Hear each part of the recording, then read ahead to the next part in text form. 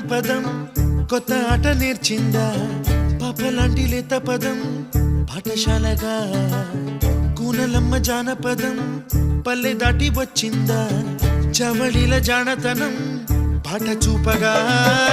కుంచెలో తాగే చిత్రాలు ఎదురొచ్చేలా అంతటా